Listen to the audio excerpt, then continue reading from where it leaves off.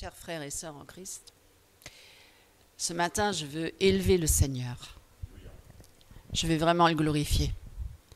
Parce que sans lui, que serions-nous? Nous serions perdus, loin, dans nos péchés. Et comme fin, la mort, loin de Dieu. C'est vrai que grâce au Seigneur, grâce à son sacrifice sur la croix, grâce à son obéissance au Père, il a pu sauver tous les hommes, toute l'humanité, et il nous a sauvés, nous qui sommes là aujourd'hui. C'est une grâce, c'est vraiment immérité. C'est pourquoi ce matin, je vais élever le Seigneur pour rendre témoignage d'une guérison que j'ai eue hier dans la journée. J'avais des problèmes de santé et je ne vais pas aller rentrer trop dans les détails, mais j'avais fait plusieurs prises de sang et des analyses d'urine. Et puis, il s'avérait que dans ces analyses, il y avait des problèmes. Voilà, donc il y avait du sang dans les urines, ce qui n'est pas du tout normal. Normalement, il n'y a pas de sang dans les urines, ou très peu, et ni de leucocytes qui sont les globules blancs, pour préciser. Et donc, ça a un signe d'infection ou d'autres problèmes, peut-être encore plus graves, mais on ne savait pas vraiment la cause.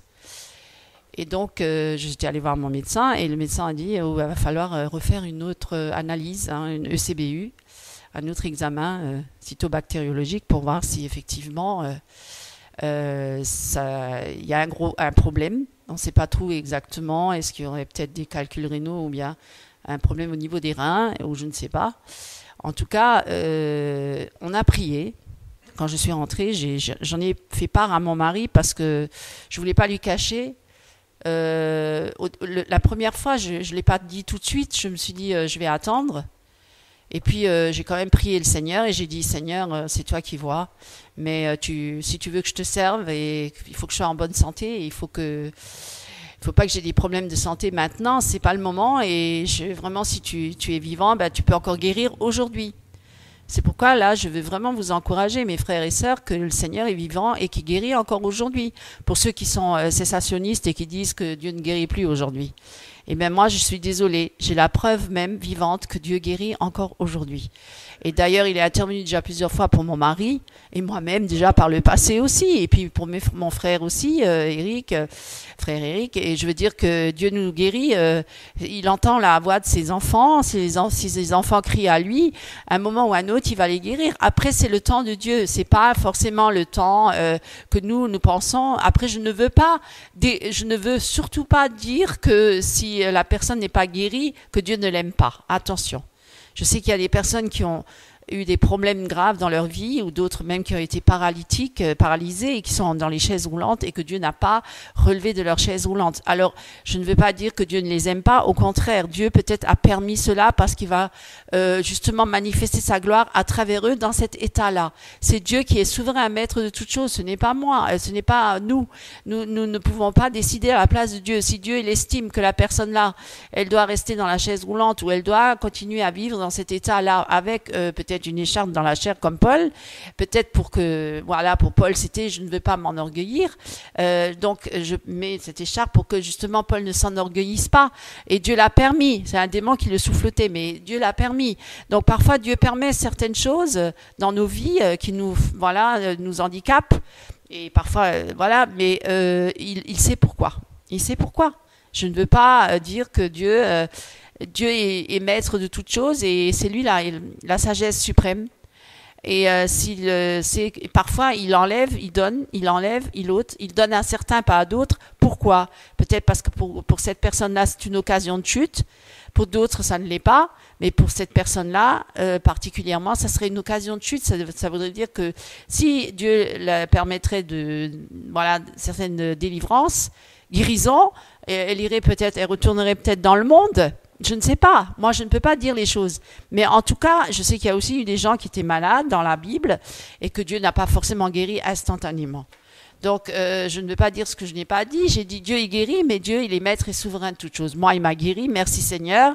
Il m'a délivré de cette maladie ou de ce début de maladie qui allait peut-être engendrer d'autres choses plus graves, mais il l'a permis et j'ai crié à Dieu, j'ai prié et mon mari, je lui en ai fait part et nous avons prié ensemble et j'avais la paix. J'avais la paix, je disais même à mon mari, je crains rien, j'ai la paix, je m'inquiète pas du tout, je me sens bien, je m'inquiète pas. Et effectivement, j'ai refait un examen, une analyse, et effectivement, il n'y avait plus rien. Ça avait disparu. Alors qu'il y avait quoi, même pas 15 jours qui étaient passés entre les deux. Donc merci Seigneur pour cette guérison et cette délivrance, gloire à Dieu. Hein. Et je veux vraiment vous encourager à mettre toute votre confiance en Dieu, que Dieu est bon et maître de toutes choses et souverain, même sur les maladies. Après, voilà, comme dit, je ne veux pas maintenant affliger les personnes qui sont malades et qui n'ont pas encore été guéries. Il y a un temps pour toutes choses. Certaines personnes vont être guéries instantanément et d'autres peut-être dans une période plus lointaine. Parce que Dieu est souverain. Il sait pourquoi il le fait. Voilà mes amis, c'était ce que je voulais vous dire aujourd'hui. Et vous encourager dans ce sens que Dieu est vivant et que il n'y a pas le cessationnisme, je ne suis pas d'accord. Voilà, de dire que Dieu ne guérit plus aujourd'hui, c'est faux. Dieu guérit encore aujourd'hui, Dieu fait encore des miracles aujourd'hui, Dieu délivre encore aujourd'hui et Dieu est le même hier, aujourd'hui, demain et éternellement. Voilà, les personnes qui sont possédées, Dieu peut les délivrer. On peut encore aujourd'hui chasser les démons, on peut encore aujourd'hui guérir et on peut encore aujourd'hui accomplir l'œuvre de Dieu avec sa puissance et son autorité parce que c'est le Dieu des miracles, bien sûr, mais c'est pas comme certains disent, venez chercher votre miracle parce qu'on ne commande pas Dieu, on va dire Dieu va agir, il va faire plein de miracles aujourd'hui, selon la volonté de Dieu. Parce qu'il faut toujours préciser que c'est toujours selon sa volonté, ce n'est pas selon notre volonté, c'est selon la volonté de Dieu, n'est-ce pas ? Il faut toujours se soumettre à sa volonté. Alors aujourd'hui, je vais vous parler d'un sujet qui est assez, d'actualité, on va dire comme ça. Mais il a toujours été d'actualité depuis toujours, hein, depuis le début, le commencement. C'est aussi une mise en garde contre l'incrédulité du peuple de Dieu. Alors, si vous voulez bien suivre avec moi dans Hébreux 3, verset 7, mes amis, je vais vous lire le passage. C'est pourquoi, selon ce que dit le Saint-Esprit, aujourd'hui, si vous entendez sa voix, n'endurcissez pas vos cœurs comme lors de la révolte. Le jour de la tentation dans le désert, où vos pères me tentèrent pour m'éprouver, et ils virent mes œuvres pendant 40 ans. Aussi je fus irrité contre cette génération, et je dis, ils ont toujours un cœur qui s'égare. Ils n'ont pas connu mes voies. Je jurai donc dans ma colère, ils n'entreront pas dans mon repos. Prenez garde, frères, que quelqu'un de vous n'ait un cœur mauvais et incrédule, au point de se détourner du Dieu vivant. Mais exhortez-vous les uns les autres chaque jour, aussi longtemps qu'on peut dire aujourd'hui, afin qu'aucun de vous ne s'endurcisse par la séduction du péché. Car nous sommes devenus participants de Christ, pourvu que nous retenions fermement jusqu'à la fin l'assurance que nous avions au commencement, pendant qu'il est dit aujourd'hui, si vous entendez sa voix, n'endurcissez pas vos cœurs, comme lors de la révolte, qui furent en effet ceux qui se révoltèrent après l'avoir entendu, sinon tous ceux qui étaient sortis d'Égypte sous la conduite de Moïse. Et contre qui Dieu fut-il irrité pendant 40 ans, sinon contre ceux qui péchaient et dont les cadavres tombèrent dans le désert? Et à qui jura-t-il qu'il n'entrerait pas dans son repos, sinon à ceux qui avaient désobéi? Aussi, voyons-nous qu'ils ne purent y entrer à cause de leur incrédulité. Vous voyez, mes amis, là, c'est une mise en garde et c'est une exhortation en même temps. Et là, on s'adresse à qui? On ne s'adresse pas aux gens qui ne sont pas convertis, qui sont les païens. Ici, on s'adresse au peuple de Dieu. Hein. C'est au peuple de Dieu qu'il y a cette mise en garde. Donc, ceux qui ont vraiment eu une expérience avec Dieu, qui ont rencontré Jésus, qui sont nés de nouveau. Là, on s'adresse au peuple de Dieu. Et c'est une mise en garde dans le sens où... Et la mise en garde, elle vient de qui? Ben, elle vient du Saint-Esprit. Hein. Elle ne vient pas d'un homme. Elle ne vient pas de la chair. Elle vient directement de Dieu. Hein. Et donc, c'est l'auteur, c'est le Saint-Esprit qui désire avertir les croyants hein, il ne faut pas endurcir son cœur, comme à l'époque, dans l'ancienne alliance, parce qu'il donne toujours une référence, je ne sais pas si vous avez déjà remarqué, dans la nouvelle alliance, on fait toujours quand même référence à l'ancienne alliance. L'un ne va pas sans l'autre, ça se complète. Hein. Sous l'ancienne alliance, c'est la loi, et sous la nouvelle alliance, c'est la grâce. Mais la grâce, elle met parce qu'il y a le pardon du péché. La loi met en évidence le péché et la condamnation, et la grâce met en évidence le pardon des péchés, et puis la grâce, c'est-à-dire de revivre avec cette communion avec le Seigneur. Donc, il dit, n'agissez pas comme, il se réfère vraiment à la désobéissance du peuple d'Israël, hein, dans le désert, voilà, parce que nous sommes aussi quelque part dans le désert. Hein, nous traversons, parce que nous avons aussi un héritage à espérer, c'est l'héritage du royaume de Dieu, c'est le pays de Canaan céleste, alors que sous l'ancienne alliance, le peuple d'Israël, sous la loi, avec Moïse, son espérance était d'arriver dans le pays de Canaan terrestre, vous voyez, et là il a traversé le désert, ça c'était un désert physique. Hein, ils étaient très éprouvés et ils avaient passé par beaucoup d'épreuves et ils avaient eu des moments où ils étaient très, incrédules même. Et malgré tous les miracles qu'ils ont vus, malgré d'avoir traversé la mer Rouge à pied sec, malgré qu'ils ont été délivrés de la main du Pharaon, malgré qu'il y a eu tous les fléaux qui ont été envoyés en Égypte, hein, comme les sauterelles et tout ça, et puis voilà les premiers fils voilà l'ange de la mort qui est passé, puis les premiers fils sont tous morts, et donc ils ont vécu énormément de choses, ils ont vu la puissance de Dieu, la grandeur de Dieu, même la patience de Dieu, et pourtant, dans le désert, ils l'ont provoqué, et ils l'ont irrité, et même par leur incrédulité, puisqu'ils n'ont même pas cru. Du coup, ils ont voulu avoir un autre Dieu, le même Dieu que ceux des peuples qu'ils avaient connus avant, en Égypte, hein, les faux dieux, les idoles. Ils ont voulu se prosterner devant le veau d'or, alors que Dieu s'était manifesté à eux puissamment, hein, et leur avait envoyé un libérateur, Moïse, qui les avait conduits à travers le désert, et pourtant, ils se sont rebellés contre Dieu. Et pourtant, ils étaient incrédules. Ils n'ont pas cru que Dieu est vivant, qu'il existe et qu'il est tout-puissant. Alors qu'il les avait amenés jusque-là, hein, il les avait libérés de l'esclavage pendant 400 ans et les avait sortis de cette misère et les a amenés dans le désert. Et pourtant, ils se sont détournés de Dieu pour se tourner à nouveau vers des faux dieux et des idoles. Malgré tout ça. Et ça, c'est un avertissement, parce qu'il donne cet exemple-là dans la parole de Dieu, justement pour dire aujourd'hui au peuple de Dieu, sous la nouvelle alliance, c'est exactement la même chose, parce qu'il y a toujours, on traverse toujours ce désert, et autour de nous, il y a des tentations, il y a les péchés, il y a le monde, il y a les nations autour, et souvent, parfois, les chrétiens veulent imiter les nations aux alentours. Les chrétiens veulent imiter les peuples aux alentours, et finalement commencent à endurcir leur cœur et sont tentés de se détourner du Dieu vivant pour se tourner vers des faux dieux, des idoles, et d'irriter le cœur de Dieu, parce que c'est ça. Parce que Dieu était tellement irrité, hein, contre ce peuple dans le désert qu'il les a, les trois quarts, il les a exterminés. Hein. Il leur a dit que ceux qui sont pour l'Éternel se mettent à droite et les autres à gauche. Ça veut dire qu'à un moment donné, Dieu a tranché et Dieu a dit ça suffit maintenant, stop, que ceux qui veulent vraiment me suivent et les autres, ils seront, voilà. Et c'est ce qui va se passer aussi pour nous. C'est ce qui va se passer aussi pour le monde. À un moment donné, le jugement va arriver.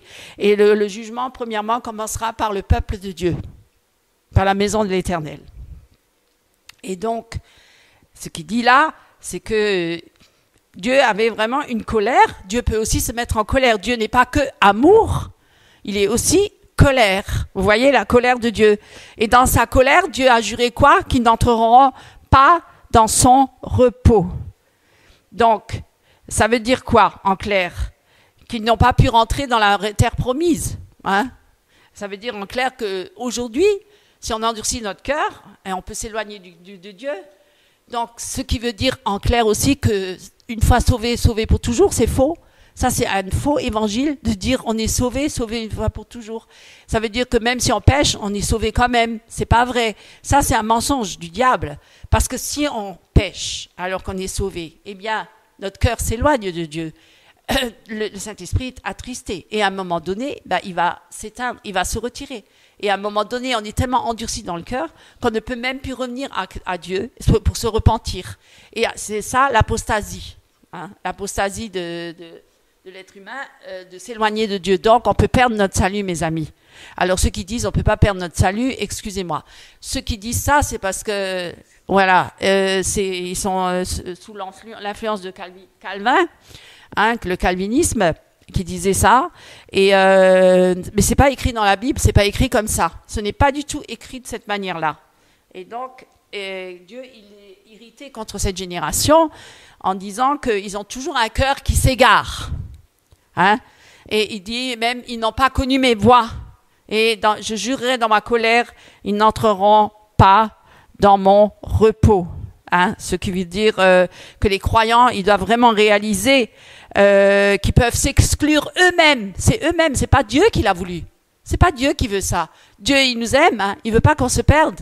Mais c'est eux-mêmes qui s'excluent du repos céleste de Dieu en désobéissant et en permettant à leur cœur de s'endurcir. Ce n'est pas Dieu, c'est parce que c'est nous-mêmes qui n'acceptons pas de revenir à Christ. Et c'est le Saint-Esprit qui parle là. Vous voyez, il dit quoi? Qui s'adresse à nous concernant le péché. La justice et le jugement.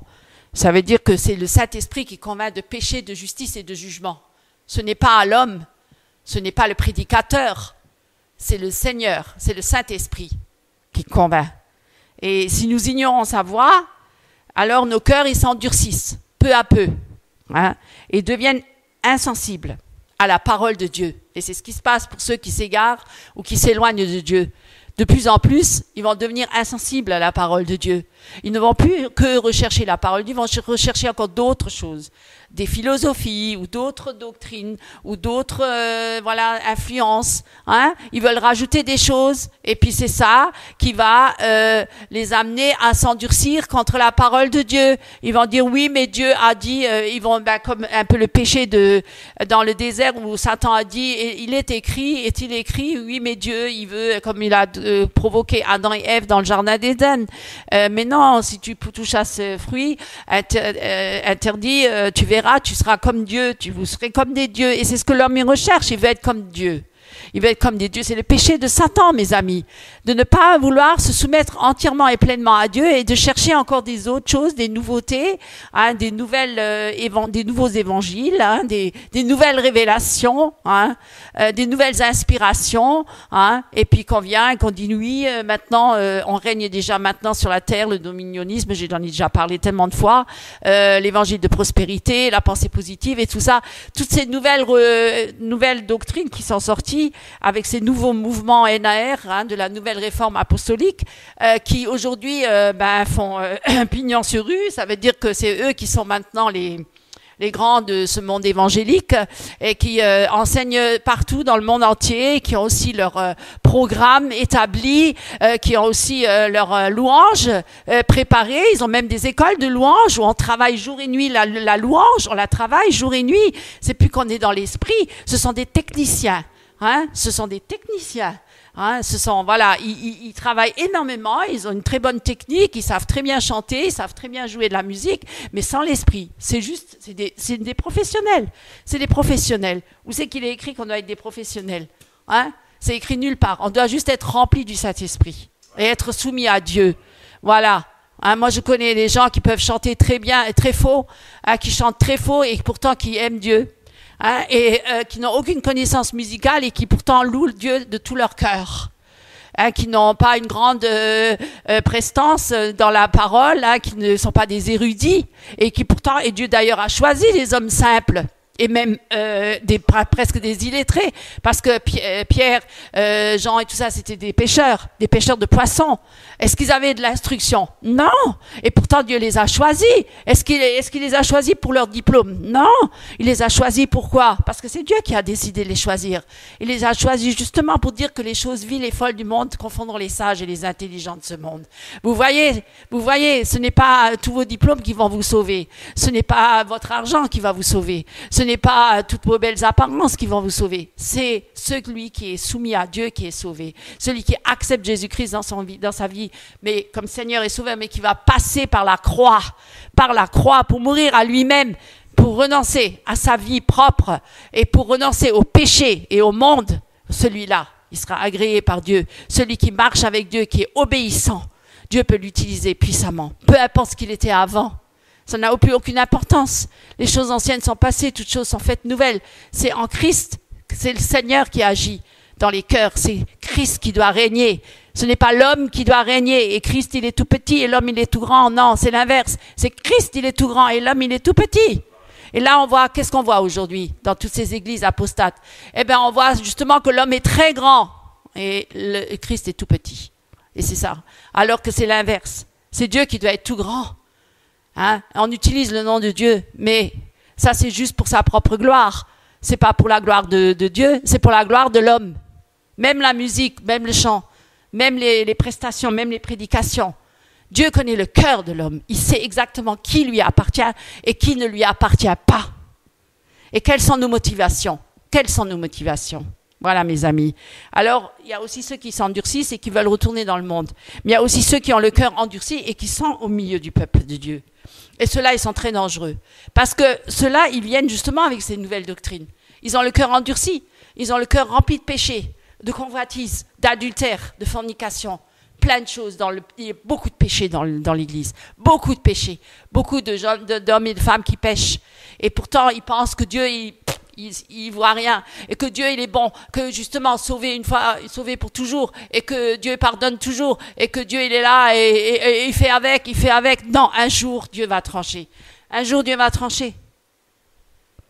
Un jour, Dieu va trancher. Mes amis, je vous garantis, la vérité, elle est dans la parole. Et quand il est dit que ça sera comme du temps de Noé, ça veut dire qu'à un moment donné, la porte sera fermée. Ça veut dire qu'à un moment donné, le jugement de Dieu va tomber. Ça veut dire qu'à un moment donné, le peuple de Dieu va être vraiment enlevé. Il va être mis à part. Et tous les autres y resteront.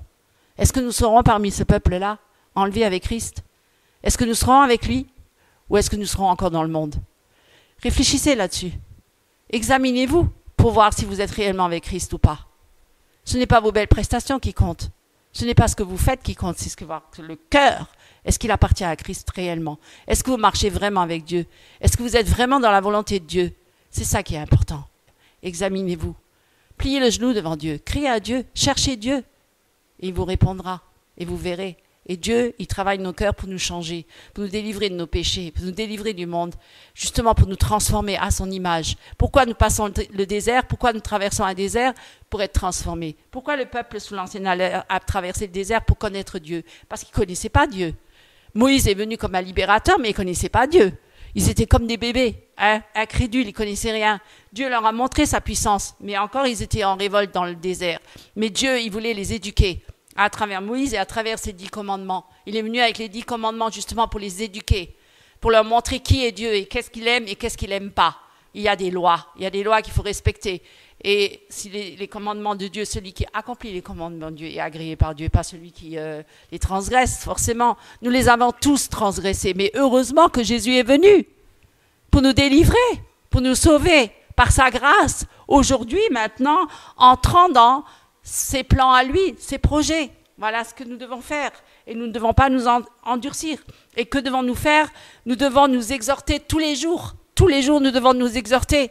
Et nous devons prendre garde, parce qu'il est dit, prenez garde, frères. Il s'adresse à qui? Au peuple de Dieu. Frères, que quelqu'un de vous n'ait pas un cœur incrédule et mauvais au point de se détourner du Dieu vivant. Un cœur incrédule et mauvais. Hein? Parce que c'est du dedans du cœur que sortent toutes les mauvaises choses. Il n'y a rien de bon dans le cœur de l'homme.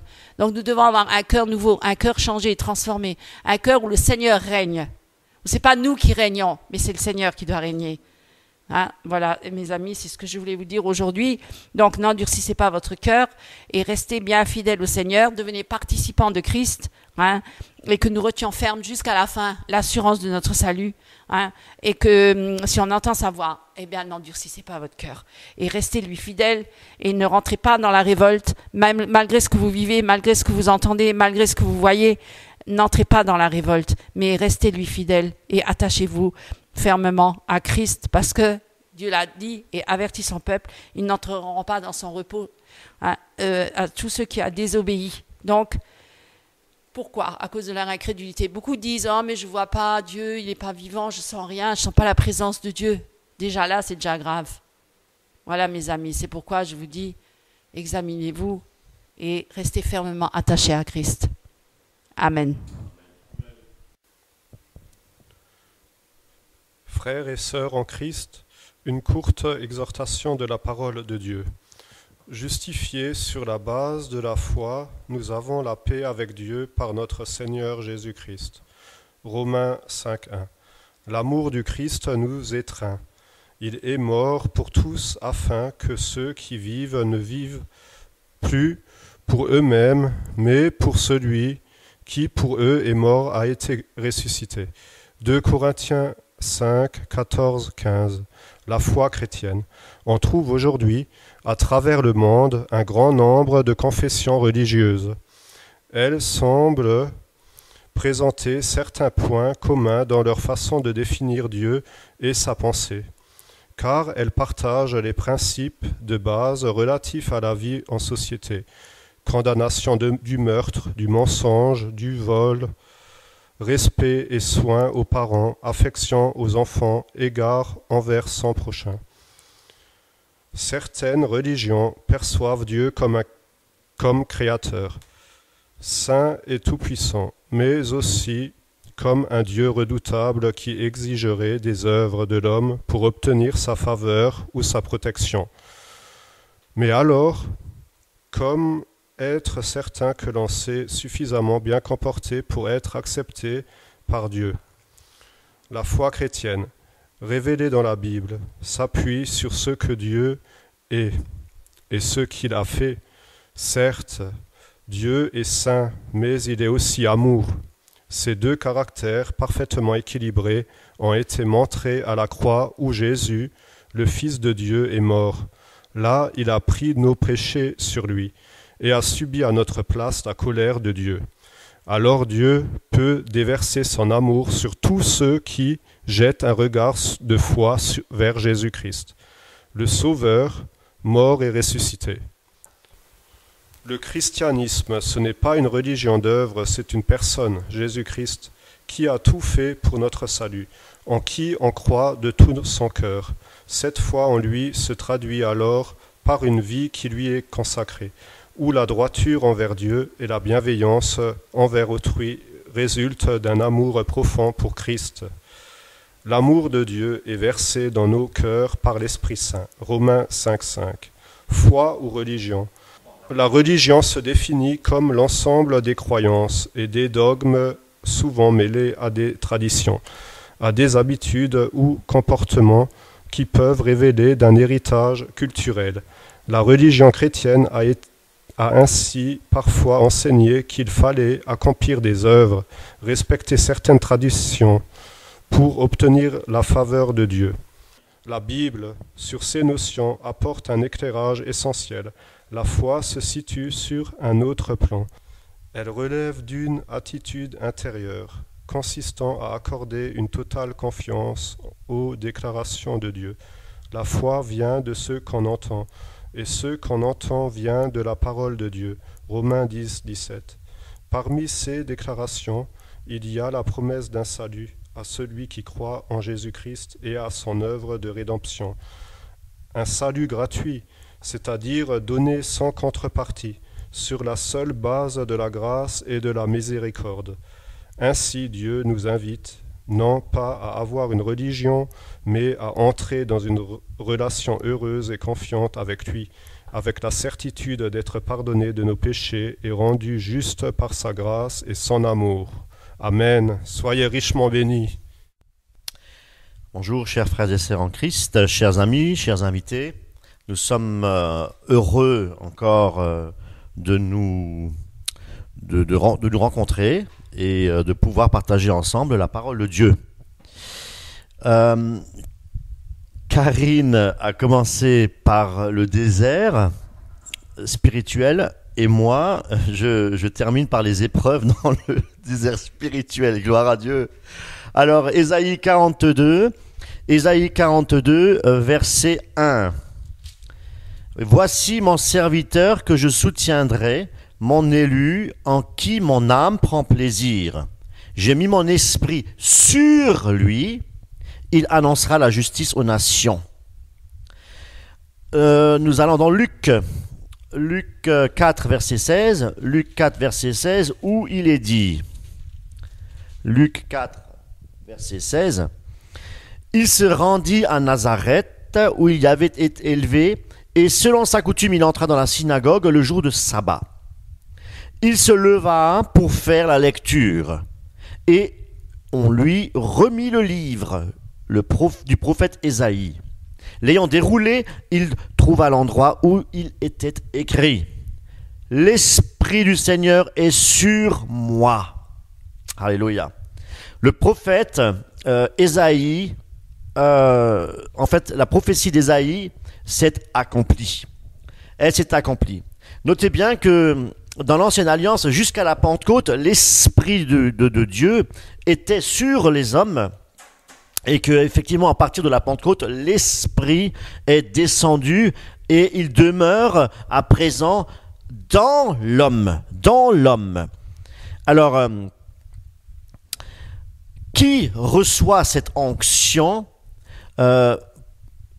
sont seulement ceux qui servent le Seigneur, qui prêchent la parole de Dieu, des ministres de Dieu, ceux qui apportent la parole. Non, la prophétie de Joël, quand il dit « l'Esprit de Dieu est répandu sur toute chair », c'est-à-dire sur tous ceux qui ou celles qui ont répondu à l'appel de Dieu, mes amis.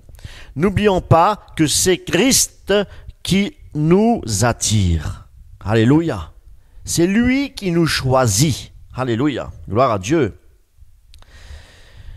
Pour revenir à la prophétie d'Ésaïe, quand il dit « Voici mon Seigneur que je soutiendrai, mon élu en qui mon âme a pris plaisir, j'ai mis mon esprit sur lui. » Sur lui. Dieu a parlé au travers de son prophète Ésaïe pour annoncer la venue de Jésus-Christ sur cette terre. Prophétie réalisée. Il appelle son fils son élu, l'élection divine, mes amis, la filiation divine, alléluia. Et Dieu de dire en qui mon âme prend plaisir. Ici, le mot âme correspond au souffle. Le souffle, en hébreu, on dit nefesh.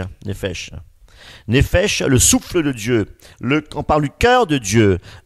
Donc Dieu, si nous parlons du cœur de Dieu, c'est que Dieu a un cœur et donc il est vivant. Alléluia. Dieu est vivant, Dieu y parle, Dieu nous enseigne au travers de son Saint-Esprit.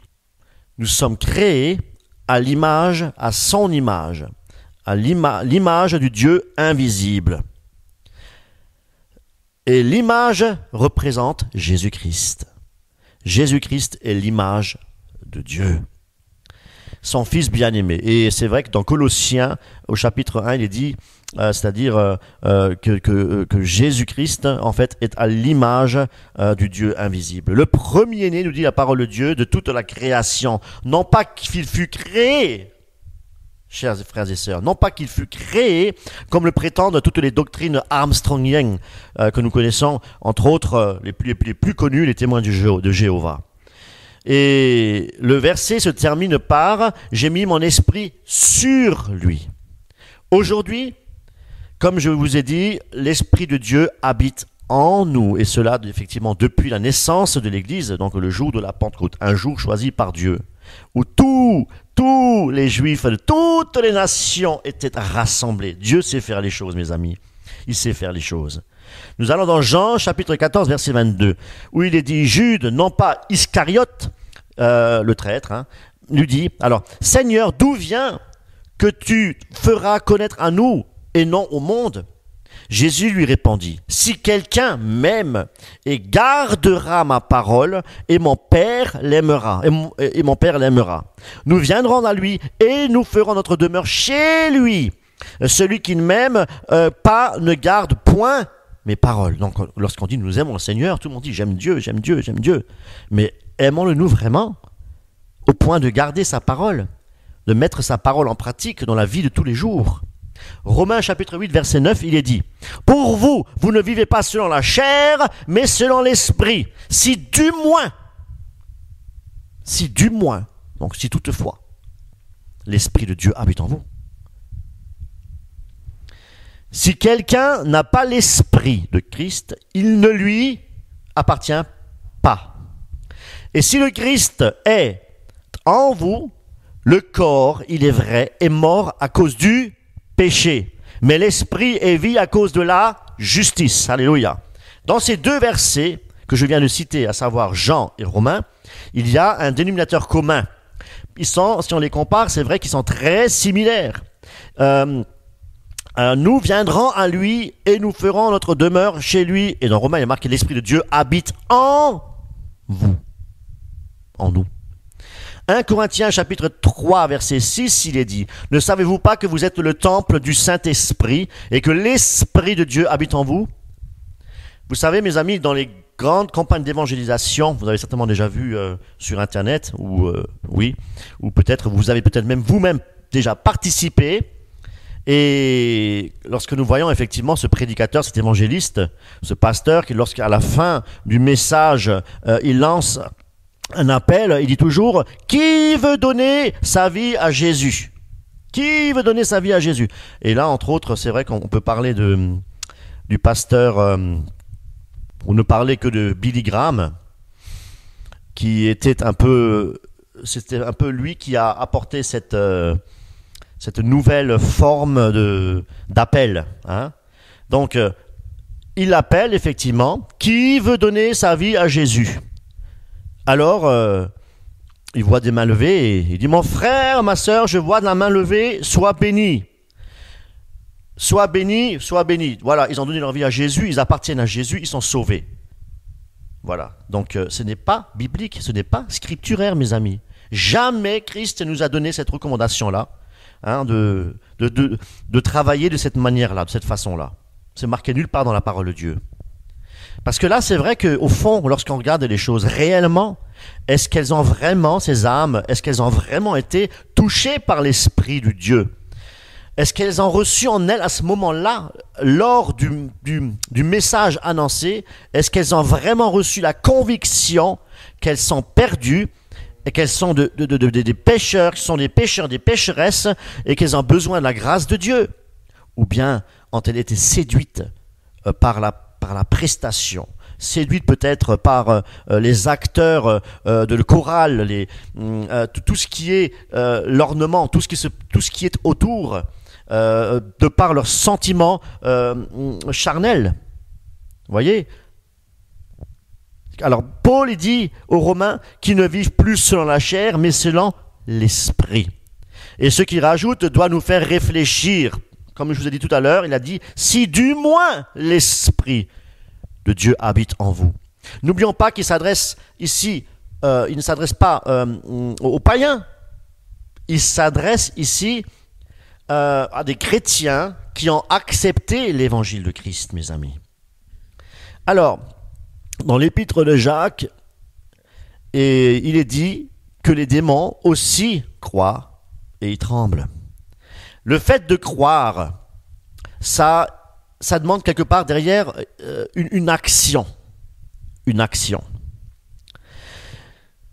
Croire que Dieu existe et dire « j'ai accepté Jésus-Christ dans mon cœur comme étant mon Seigneur et mon Sauveur » n'est pas, mes amis, une preuve que Dieu est venu faire sa demeure en vous.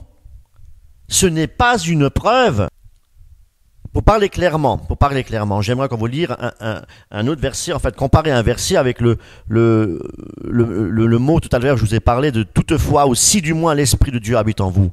Voilà, donc pour toujours rester, frères et sœurs, dans son contexte, c'est très important. Romains 8, 17, il est dit, si nous sommes enfants, nous sommes aussi héritiers.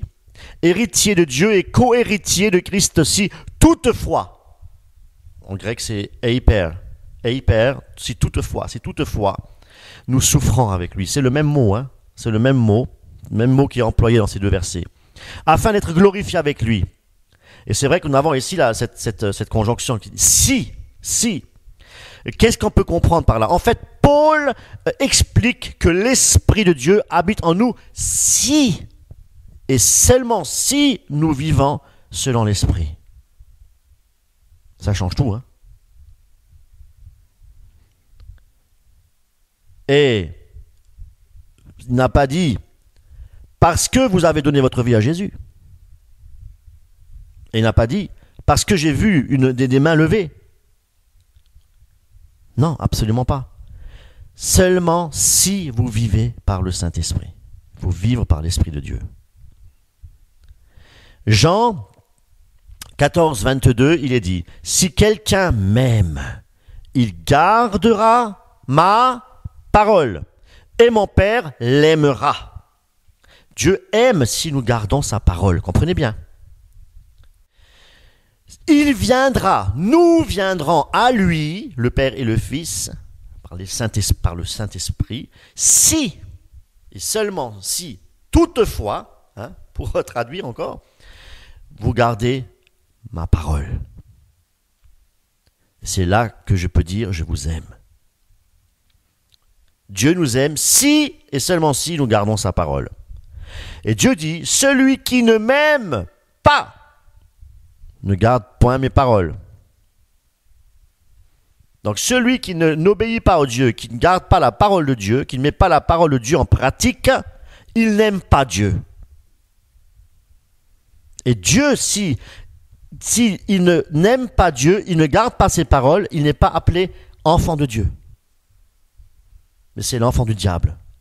Car il a dit, celui qui pêche vient du diable. Et le Père et le Fils ne viendront pas faire leur demeure en lui. Mais ce sera un autre esprit qui les animera. Et nous le voyons dans l'évangile de prospérité. C'est un autre esprit, frères et sœurs en Christ. Ce n'est pas l'Esprit de Dieu. Ce n'est pas l'Esprit de Dieu. Toronto et Pensament, ça date déjà, il y a déjà plusieurs décennies, mais nous devons faire très attention, frères et sœurs. Qu'est-ce que c'est au fait l'Esprit de Dieu? Nous avons reçu l'Esprit de Dieu. Lorsque nous avons cru croire avec action et faire ses preuves. Passer par le désert et ainsi de suite. Et comme mon épouse le disait ce matin, le salut, on peut le perdre si on ne reste pas fidèle et persévérant jusqu'à la fin, mes amis, pour obtenir la couronne de vie. Alors, qu'est-ce que l'Esprit de Dieu? Dans la Bible d'Arby, il sortira un rejeton du tronc d'Ésaïe et une branche de ses racines fructifiera et l'Esprit de l'Éternel reposera sur lui. L'esprit de sagesse aussi, l'esprit d'intelligence, l'esprit de conseil, l'esprit de force, l'esprit de connaissance et la crainte de l'Éternel. Cet esprit. Vous allez me dire, mais attendez, il n'y a qu'un seul esprit, il est écrit dans la parole de Dieu. Comprenez bien, mes amis, que le dernier recommandation, enfin le dernier esprit, c'est et le verset 3 de dire encore, et son plaisir sera la crainte de l'Éternel. Ecclésiaste 12. Du reste, mon fils, tire instruction de ces choses, on ne finirait pas si l'on voulait faire un grand nombre de livres et beaucoup d'études est une fatigue pour le corps. Ouais, restons dans la parole, mes amis. Lisons la Bible. Écoutons la fin du discours. Crains Dieu et observe ses commandements. C'est là ce que doit faire tout homme pour être appelé enfant de Dieu. Un enfant est obéissant à son père. Si nous voulons que Dieu habite en nous, et c'est ce que Paul nous enseigne, nous devons premièrement craindre Dieu et qu'est-ce qu'il faut encore faire? Observer ses commandements. Alléluia. Et si cela est négligé,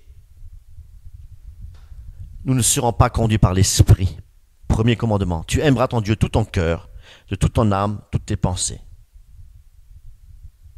Et ton prochain comme toi-même. Si cela est négligé, nous ne serons pas conduits par l'Esprit de Dieu parce que l'Esprit n'habite pas en nous. Je lève ma main, Seigneur, je t'accepte comme Seigneur et Sauveur, je suis sauvé, Amen. Non. Fausse doctrine.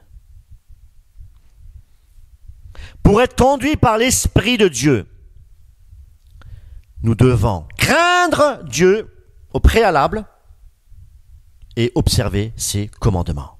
Et à ce moment-là, l'Esprit va nous conduire. Et il ne va pas nous conduire là où nous voulons être conduits, mais il va nous conduire là où lui veut nous conduire. Parce qu'il veut nous travailler. Notre cœur. Notre cœur est mauvais par-dessus tout. Il y a du travail. Il y a du travail.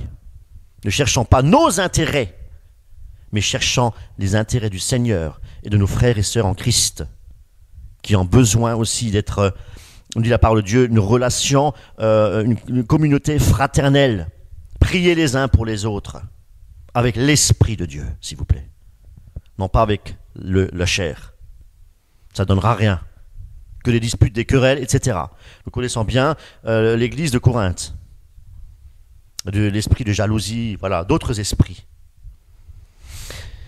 Pour revenir à ce que j'ai dit, effectivement, si nous prions effectivement le Seigneur de nous conduire selon son esprit, eh bien, c'est-à-dire selon les 7 esprits que je viens de citer, non pas qu'il y en a 7, mais ce sont 7 aspects de l'Esprit de Dieu. 7 aspects de l'Esprit de Dieu. Et les 7 aspects, eh bien, symbolisent le Saint-Esprit dans sa totalité, dans sa plénitude. C'est comme le fruit de l'Esprit. Nous parlons du fruit de l'Esprit. Nous ne parlons pas, parce nous parlons pas des fruits de l'Esprit. Parce que dans le fruit de l'Esprit, il y a ces 9 vertus. Vous comprenez ce que je veux dire? 9 vertus, 9 qualités du fruit de l'Esprit. Et non pas 9 fruits de l'Esprit. Vous comprenez? C'est exactement la même chose. Apocalypse 4, verset 5. Écoutez bien. Du trône sortent des éclairs, des voix et des tonnerres. Devant le trône brûlant 7 lampes ardentes qui sont les 7 esprits de Dieu. Gloire à Dieu. Comprenez? Apocalypse 3, 1.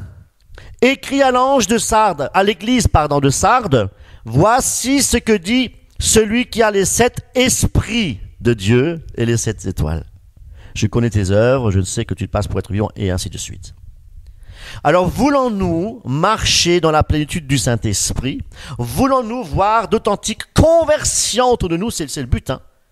Le but, c'est que tout le monde soit sauvé. Dieu, il est venu pour sauver les âmes. Notre travail, c'est d'être des luminaires dans ce monde de ténèbres, d'éclairer, hein, et pour qu'il y ait un maximum d'âmes sauvées. Mais nous devons être des enfants de Dieu pour le faire, pour que l'Esprit de Dieu puisse nous conduire là où lui, il veut, pour que de nombreuses âmes soient sauvées. Nous voulons un réveil, parlons tous d'un réveil spirituel. Je ne parle pas d'un réveil de parler en langue, je ne parle pas d'un réveil de guérison, je ne parle pas d'un réveil prophétique. Je parle d'un réveil personnel, un réveil où nous prenons conscience que nous sommes, loin, très très loin de marcher comme Dieu il veut que nous marchions. Voilà, c'est ça la vérité. Et bien tout cela c'est possible, frères et sœurs en Christ, si nous faisons cette prière et nous demandons au Seigneur qui nous donne les 7 esprits, donc le Saint-Esprit qui repose sur nous comme il a fait à Jésus-Christ. Alléluia. Savez-vous quelle était la première mission de Jésus-Christ avant qu'il a commencé son ministère? Est-ce que vous le savez? Est-ce que vous le savez? Quelle était sa première mission? Oui, sa première mission était le désert. Sa première mission, c'était le séjour dans le désert. Et si nous sommes en Christ, et si nous devons suivre le Seigneur, nous devons aussi le suivre dans le désert. Le peuple de Dieu, le peuple d'Israël, lorsqu'il a traversé le désert, C'était pourquoi. Pourquoi il a dû traverser le désert? Pour apprendre, pour être fortifié, pour vivre les épreuves, etc. Pour un jour pouvoir vivre dans le pays de Canaan.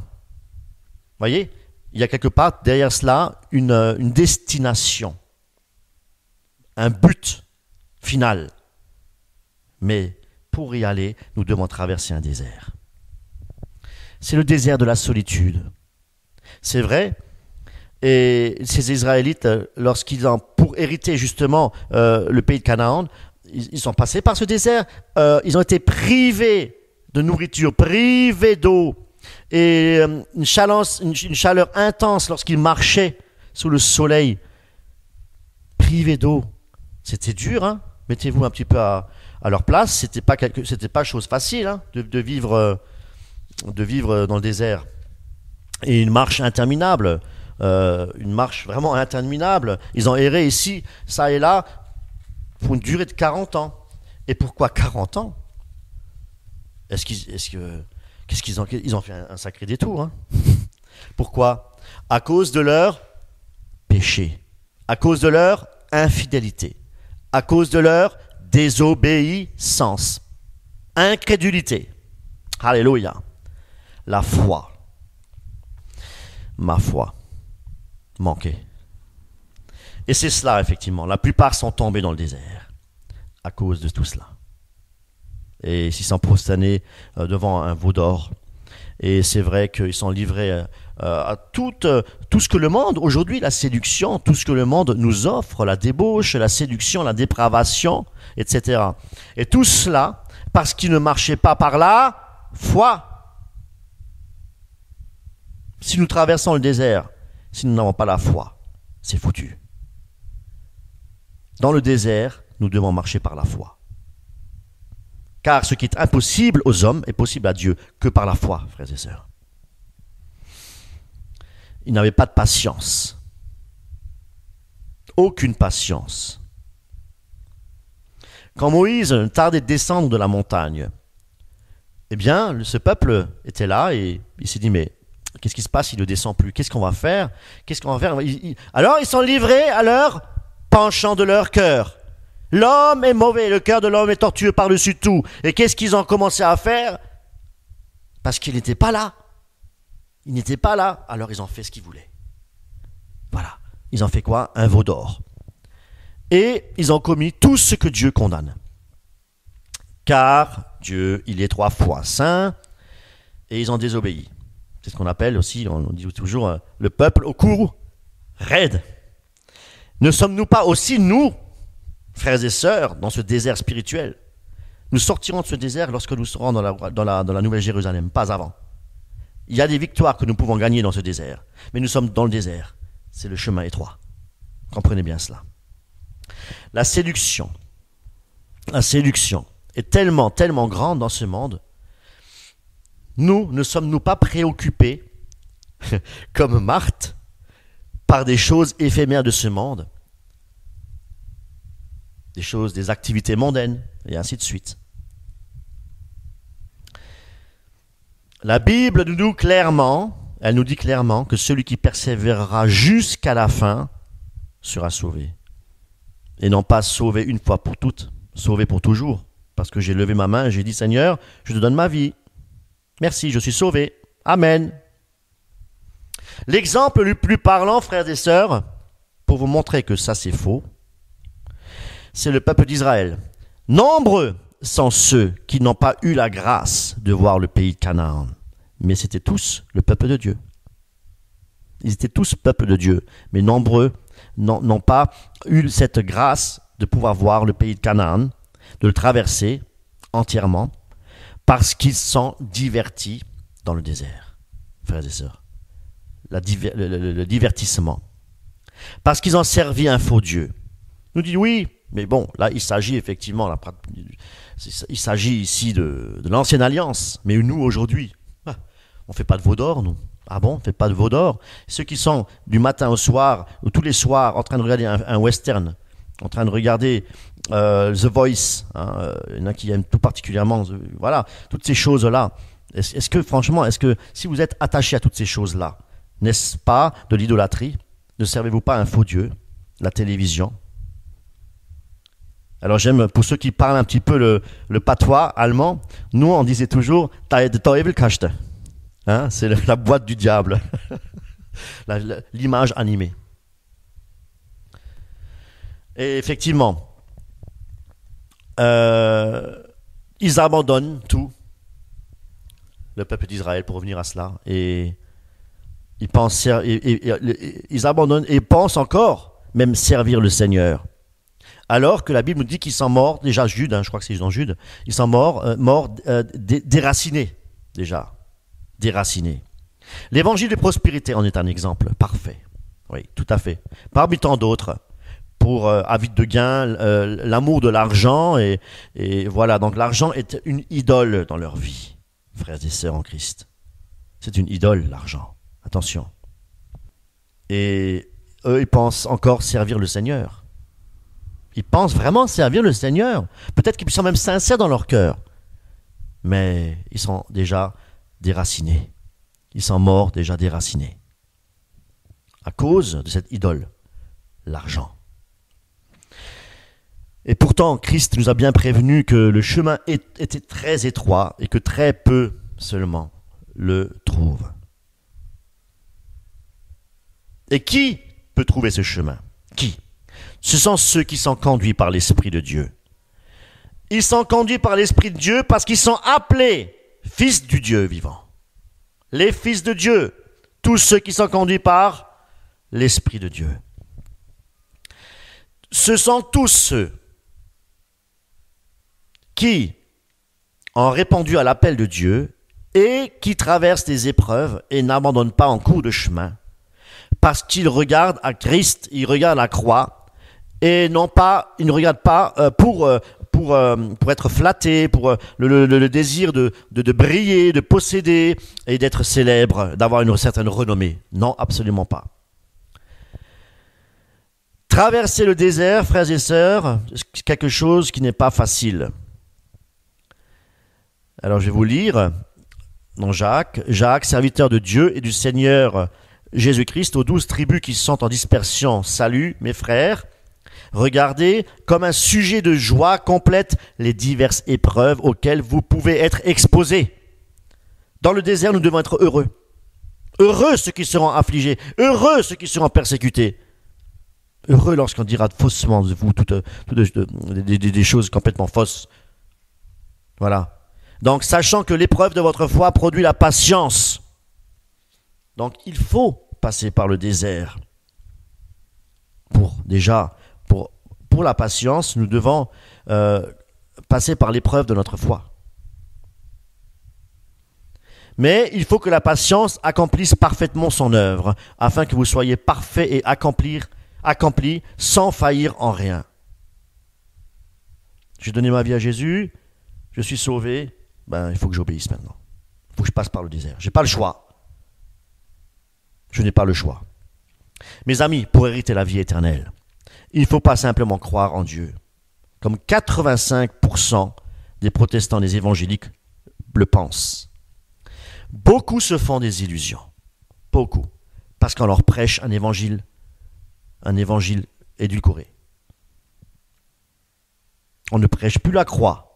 Vous êtes les meilleurs, vous êtes les gagnants, vous êtes les vainqueurs. Voilà ce qu'on prêche aujourd'hui. Vous avez tout en Jésus-Christ. Vous êtes les meilleurs. Ouais. Nous sommes une pauvre créature qui avons besoin de la grâce de Dieu parce que notre cœur est tortueux par-dessus tout. Ça, il ne le prêche pas. Avide du pouvoir, avide de l'argent. Pourvu que mon église soit remplie. Plus elle est remplie, plus j'ai d'argent. Voilà. Dieu n'est pas un Dieu sentimentaliste. Avec Dieu, il n'y a pas de sentiment. Il n'y a pas de sentiment. Pourquoi? Dieu, il est 3 fois saint. Rappelons-nous l'épisode d'Ananias et Saphira. Il n'y avait pas de sentiment là.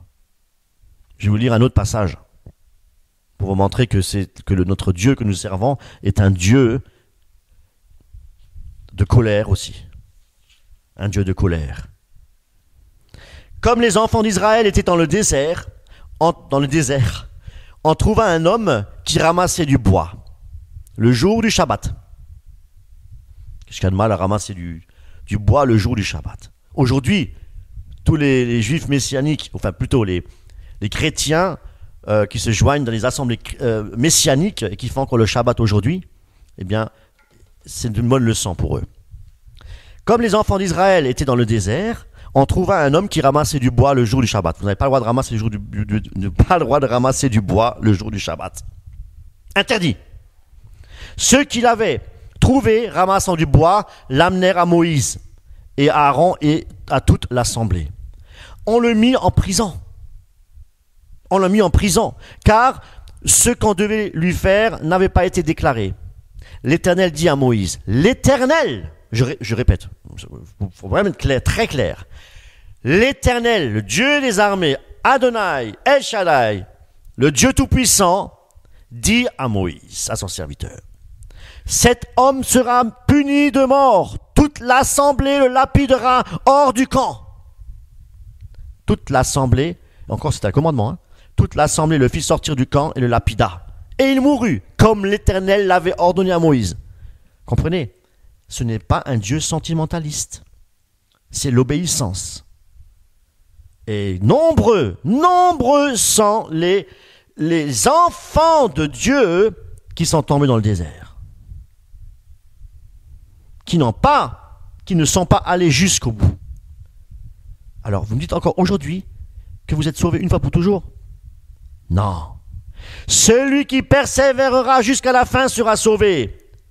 Ah, gloire à Dieu. La doctrine de Calvin n'est pas biblique. Et la doctrine de la prédestination, de la double prédestination, n'est pas biblique.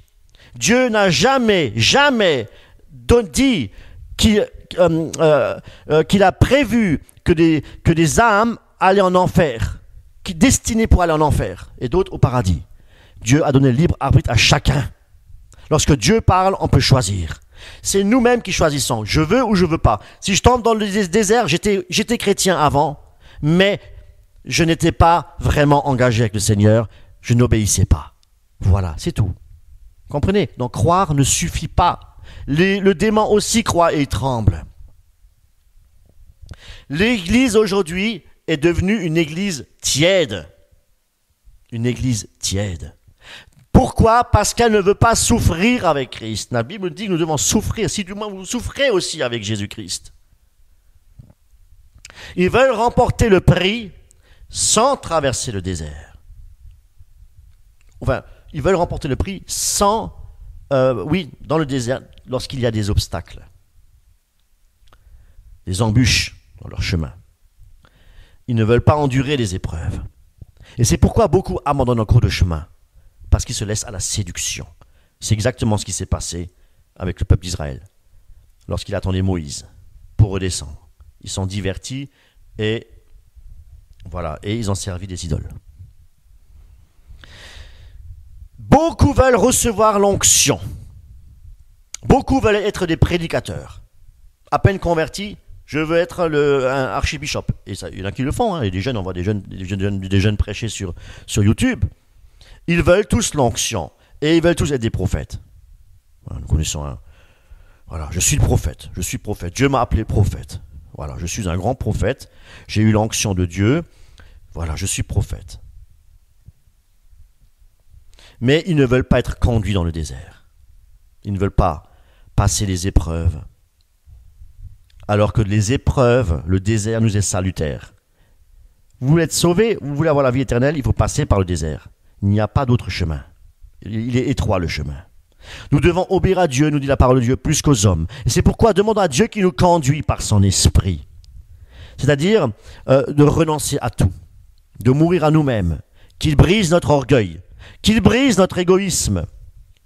Et si nous lui adressons cette prière, car nous savons que cette prière est agréée par Dieu, voilà, eh bien, il déposera dans notre cœur les 7 esprits, sa sagesse aussi, l'esprit de Dieu, l'intelligence, son conseil, sa crainte, et tout cela pour lui être agréable et pour être des serviteurs inutiles. Pourquoi ? Parce que c'est Dieu qui fait l'œuvre. Nous sommes juste des instruments dans la main du Seigneur. Nous ne sommes pas des des bishops. Nous ne sommes pas des grands apôtres.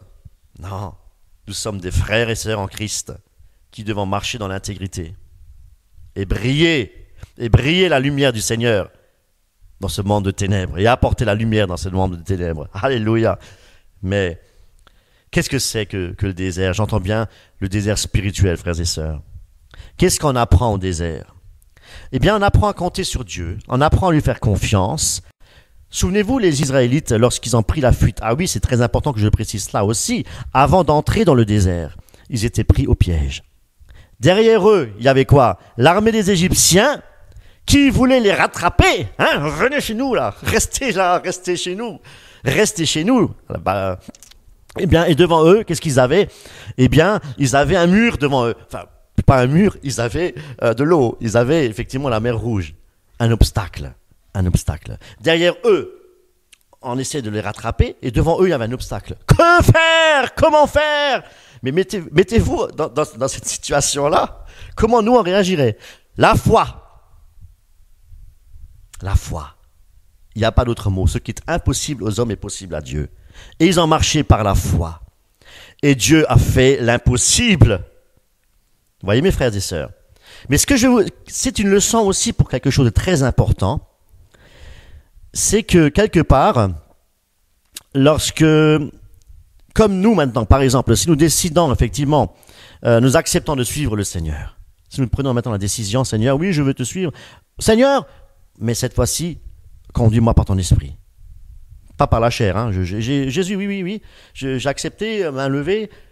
Mais maintenant, Seigneur, je veux que tu me donnes l'Esprit Saint, le Saint-Esprit, pour que je puisse marcher selon l'Esprit. Donne-moi de marcher selon l'Esprit, pour accomplir ta volonté. Voilà la vraie prière qu'il faut demander lorsqu'on a donné sa vie à Jésus. Ta volonté, et non pas ma volonté. Qu'est-ce qui va se passer ? Eh bien, lorsque nous décidons de ne plus pécher, et de marcher dans l'intégrité, de faire la volonté de Dieu, on change de maître, on change de Seigneur. C'est comme les Égyptiens lorsqu'ils poursuivaient effectivement le peuple d'Israël. Eh bien, Satan, lorsqu'il sait qu'il perd une âme, qu'est-ce qu'il va faire ? Il va essayer de les reprendre, un peu comme les Égyptiens qui essaient de reprendre le peuple. Il est en train de perdre le peuple d'Israël. Eh bien, Satan aussi veut faire de cette manière, il veut travailler de cette manière-là.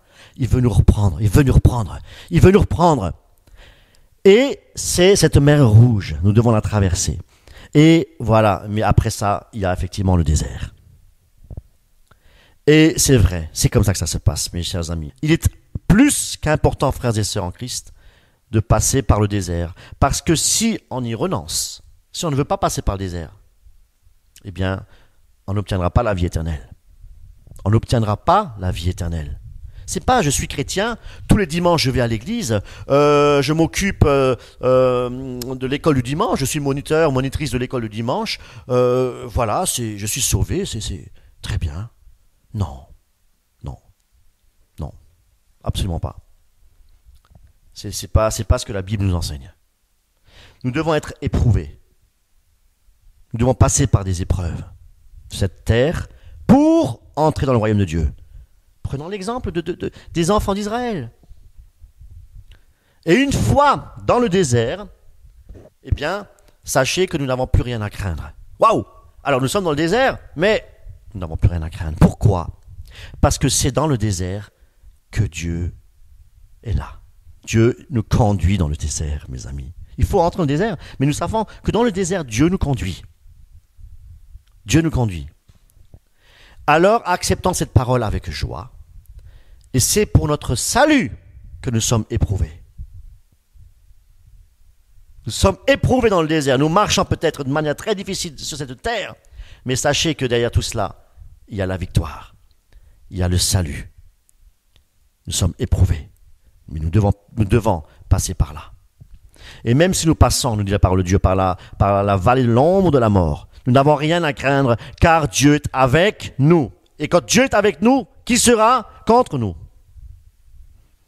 Persécution, maladie, perte d'un être cher, rejet de la famille, peut-être une persécution sous toutes ses formes, eh bien, Dieu est et restera avec nous que lorsque nous traversons le désert. Si et seulement si, vous voyez, Paul lorsqu'il disait si, conjonction, si nous lui restons fidèles et nous lui obéissons. Sinon, il nous arrivera ce qui est arrivé au peuple d'Israël lorsque Moïse était monté et il a tardé de descendre. Ils sont divertis et c'était foutu. Et beaucoup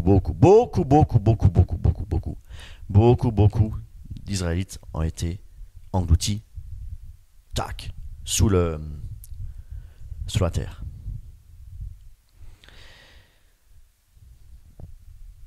C'est pourquoi, mes amis, Jésus-Christ aussi a été tenté en tout dans le désert. Mais la particularité qu'il a, c'est qu'il n'a jamais cédé, jamais péché. N'oublions pas qu'il était en tant qu'homme dans le désert, tenté en tant qu'homme. Nous sommes entrés en guerre, ne l'oublions pas. Dans le désert, nous sommes en guerre. C'est la guerre, hein? Nous sommes en guerre.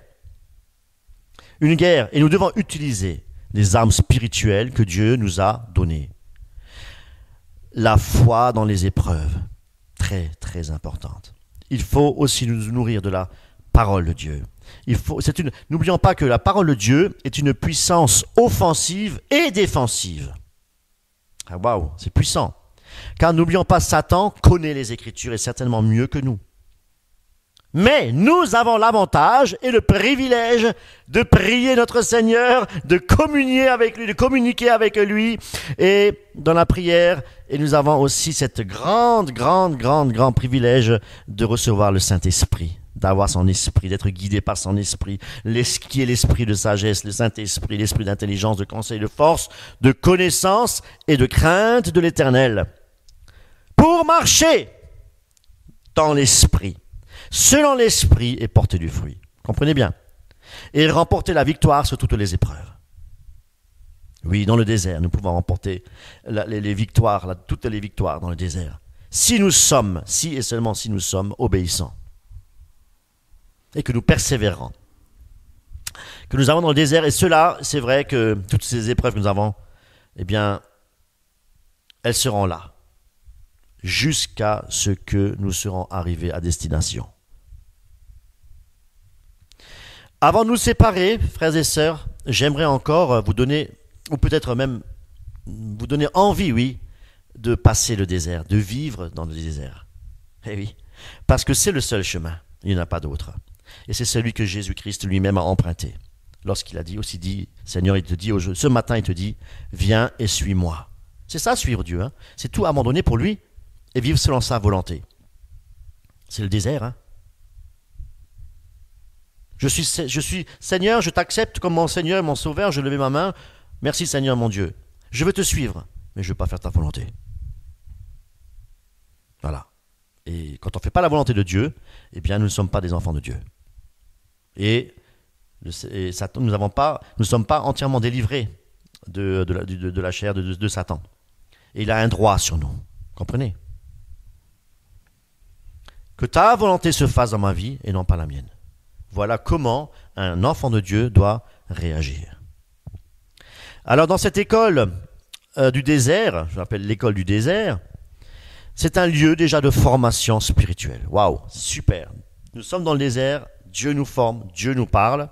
Jacques, par exemple, Jacques 1, verset 2, il est dit, mes frères, regardez comme un sujet de joie complète les diverses épreuves auxquelles vous pouvez être exposés. La joie. Sachant que l'épreuve de votre foi produit la patience. Seigneur, je ne suis pas patient, je manque de patience. Eh bien, je dois passer par l'épreuve de la foi pour avoir cette patience. Exode 16, 35. Les enfants d'Israël mangèrent la manne pendant 40 ans jusqu'à leur arrivée dans un pays habité. Ils mangèrent la manne jusqu'à leur arrivée aux frontières du pays de Canaan. Dans le désert, frères et sœurs, on passe des épreuves, la tentation sous toutes ses formes. Mais, je vous ai dit tout à l'heure, nous avons une arme puissante. Et nous pouvons aussi nous pouvons aussi résister au péché. Parce que la Bible dit résister au diable, et il y a une promesse derrière cela, et il fuira loin de vous. Et c'est ce que Jésus a expérimenté dans le désert. Oui. Pourquoi ? Parce qu'il s'est servi de la parole de Dieu. Il est écrit, comme mon épouse le disait ce matin. C'est pourquoi il faut impérativement étudier les Écritures. Peut-être consacrez-vous plus de temps le soir lorsque, au lieu de regarder une série télévisée, un film ou quoi que ce soit, dites-vous peut-être, je vais éteindre et je vais prendre ma Bible et je vais lire la parole. Ce sera bien plus profitable, croyez-moi. Jésus a toujours répondu par la parole, les Écritures saintes. Et qu'est-ce qui s'est passé comme le résultat ? Satan s'est retiré. La parole de Dieu, c'est Christ. Amen. Dieu est vivant. Dans le désert, nous apprenons aussi à dépendre de Dieu, de prier Dieu, de nous mourir à nous-mêmes. Et nous voyons aussi à ce moment-là l'exaucement de nos prières parce que nous sommes selon la volonté de Dieu. Gloire à Dieu. Alors je vous encourage, frères et sœurs en Christ, de tout cœur à suivre le Seigneur et à accepter la traversée du désert. Et j'aimerais encore terminer par un dernier passage de la Bible dans Colossiens 1:9 qui résume tout ce qui a été enseigné. C'est pour cela que nous aussi, depuis le jour où nous avons été informés, nous ne cessons de prier Dieu pour vous et de demander que vous soyez remplis de la connaissance et de sa volonté, en toute sagesse et intelligence spirituelle, pour marcher d'une manière digne du Seigneur et lui être entièrement agréable, portant des fruits en toutes sortes de bonnes œuvres et croissant par la connaissance de Dieu, fortifié à tous égards par sa glorieuse, en sorte que vous soyez toujours et avec joie, persévérant et patient. Tout ce qu'on a vu. Rendez grâce au Père qui vous a rendu capable d'avoir part à l'héritage des saints dans la lumière, qui nous a délivrés de la puissance des ténèbres et nous a transportés dans le royaume du Fils de son amour, en qui nous avons la rédemption et la rémission des péchés, si nous passons par le désert. Gloire à Dieu. Soyez richement bénis et bon dimanche à vous tous. Amen.